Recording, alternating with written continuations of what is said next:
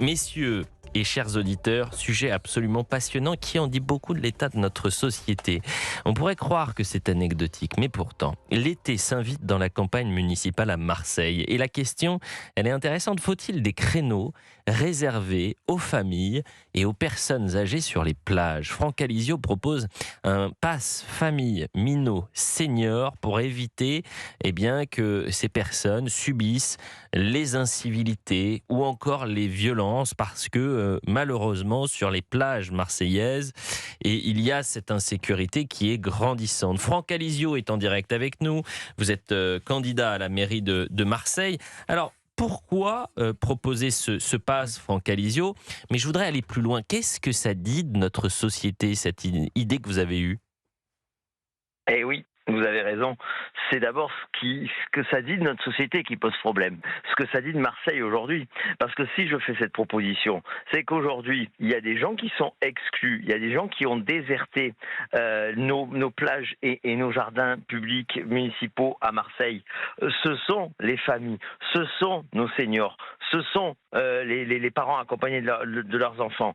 Parce qu'il n'est plus possible de profiter d'une plage marseillaise ou d'un jardin public marseillais sans avoir quelqu'un à côté qui a un comportement pour le moins inapproprié.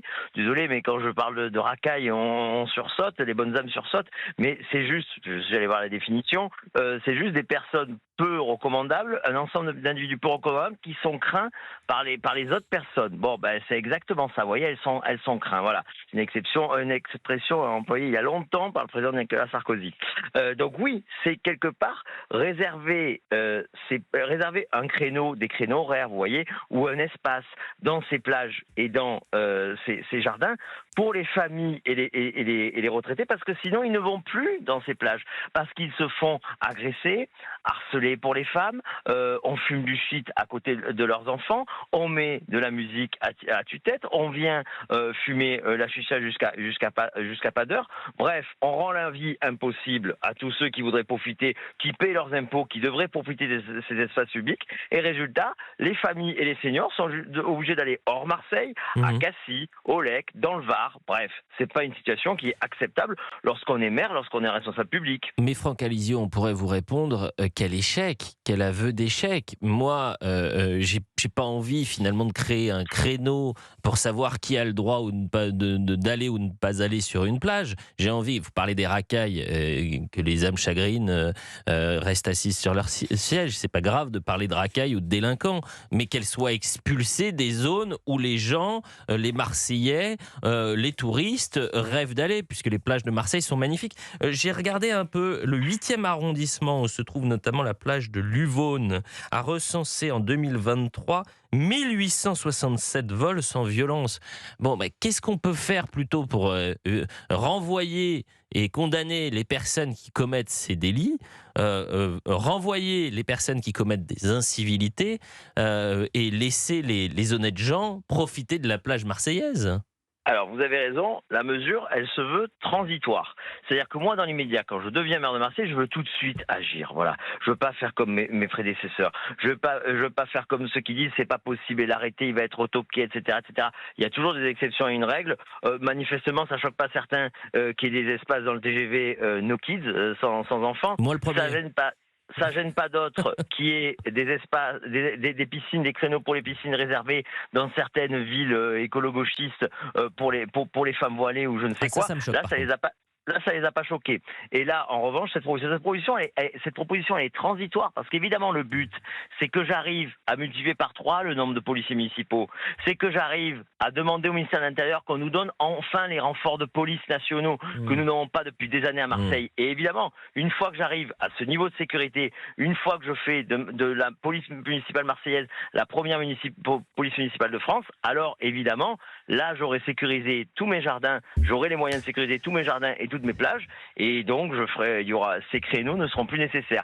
Mais de manière transitoire, je veux tout de suite rendre Marseille, les plages marseillaises, les jardins marseillais aux Marseillais. Vous restez avec nous, Franck Alizio, parce qu'on sera avec Julien, qui est avocat à Marseille, qui n'est pas forcément d'accord avec votre idée, mais c'est surtout Sébastien Ligné qui souhaite réagir. Sébastien. Oui, parce que j'entends la logique derrière cette proposition, Franck Alizio, mais pour moi, justement, c'est la logique le problème. C'est-à-dire que ça revient d'une certaine manière à une soumission. C'est-à-dire que c'est l'idée que ce n'est plus totalement aux délinquants de s'adapter à la République, mais à la République de s'adapter aux délinquants. C'est pour moi la Je même... résume grossièrement, de 8h à 10h, les plages, tout se passe bien. Et là, les familles, les minots et les personnes âgées vont pouvoir venir. Et puis entre midi et 14h, là, c'est la bordélisation de la plage à Marseille. C'est ça, pour moi, encore une fois, je peux comprendre votre théorie, mais ça revient pour moi à la même chose que ceux qui proposent de réserver certains wagons dans les transports en commun parisiens aux femmes pour éviter les agressions sexuelles, ou ceux qui, à Paris, à gauche, ont dit finalement on allait laisser certaines rues, certains quartiers aux trafiquants de drogue et aux consommateurs de stupéfiants,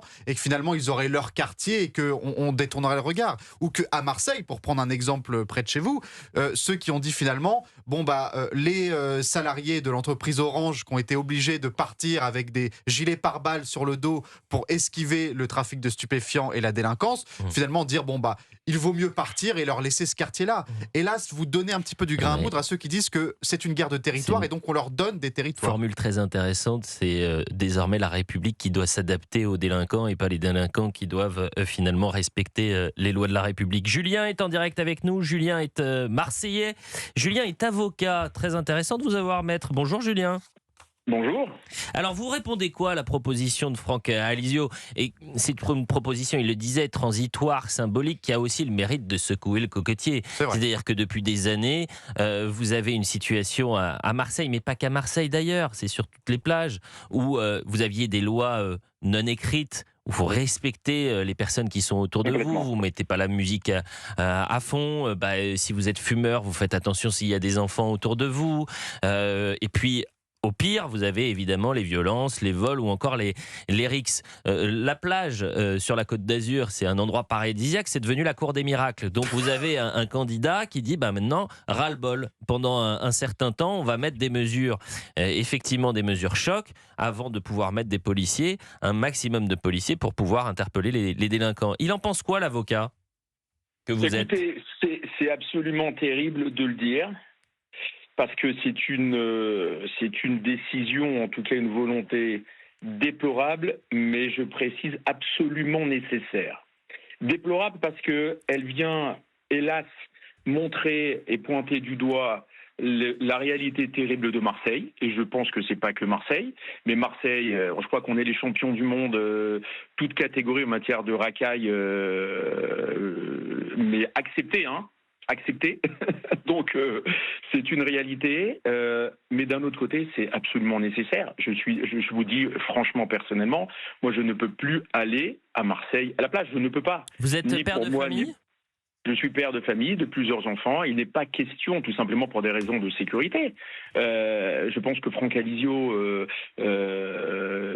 a été aussi lui-même témoin. Quand on va à la plage de la Pente Rouge, quand on va à la plage des Prophètes, il y a toujours non seulement des incivilités, mais notoires. Et en fait, on n'est même plus les bienvenus. C'est-à-dire qu'il y a des groupes... alors, il faut savoir aussi comment ça marche. La France, la municipalité, a mis au point, je ne sais pas si c'est encore d'actualité, mais a mis au point depuis plusieurs années la gratuité des transports en commun des quartiers nord vers les quartiers tout simplement des plages. Mais tant mieux d'ailleurs, mais tant mieux, je vais vous dire pourquoi, parce que vous avez des populations, et encore une fois, la France des honnêtes gens, ça peut être aussi la France des précaires, ceux qui vivent dans des quartiers sensibles, mais qui subissent au quotidien d'ailleurs le narcotrafic, et qui ont besoin aussi de profiter de la plage et de profiter de ces moments-là. Mais je ne suis pas contre ça. Oui, ce que vous voulez dire, c'est que ça ramène aussi ramène aussi des personnes qui sont mal intentionnées, qui viennent faire leurs courses directement sur la plage. J'entends. Donc évidemment, on va dire toute décision qui vient aider les gens, les honnêtes gens, qui veulent aussi évidemment sortir de leur quotidien des tours, des cités qui sont perdues, etc. Évidemment, c'est quelque chose de positif, mais il faut dans ce cas-là mettre les infrastructures policières et de sécurité autour. Évidemment, nous aussi, quand on vient sur les plages, on n'y va plus. Alors c'est très simple. Soit on y va très tôt le matin, de 8h, on va dire de 8h à 11h, puisque après, à partir de là, ça devient complètement différent. On se fait embêter. Je tiens à rappeler quand même, et ça c'est pas rien, qu'il y a quelques années, je crois que c'est aux alentours de 2021-2022, qu'il y a des maîtres nageurs qui sont intervenus sur la plage, de mémoire, je crois que c'était sur la plage des Catalans, sur une jeune fille qui se faisait agresser par un groupe de personnes, des voyous, délinquants, ouais, bien sûr. des voyous, et qui, eux, c'est-à-dire, je ne sais pas si on avait un ou deux maîtres nageurs, s'est fait couler. C'est-à-dire ils se sont mis à plusieurs sur lui, qui l'ont agressé et violenté. Je ne sais pas si vous imaginez, donc c'était un risque de mort. C'est le quotidien, donc c'est déplorable parce que ça vient tout simplement pointer du doigt la défaite de l'État et les territoires perdus de la République qui sont une réalité, et on est obligé malgré tout, tout simplement pour vivre et pour tout simplement profiter un minimum, de s'adapter à la réalité. Donc moi je ne vois pas le mal de ce genre on va dire d'initiative, mais elle est nécessaire, mais c'est déplorable parce que jusqu'à maintenant... Julien, d'ailleurs, la question, c'est pas de savoir si c'est bien ou c'est mal, cette proposition. C'est qu'est-ce que ça dit de notre société. C'était pas du tout d'aller sur le terrain pratico-pratique.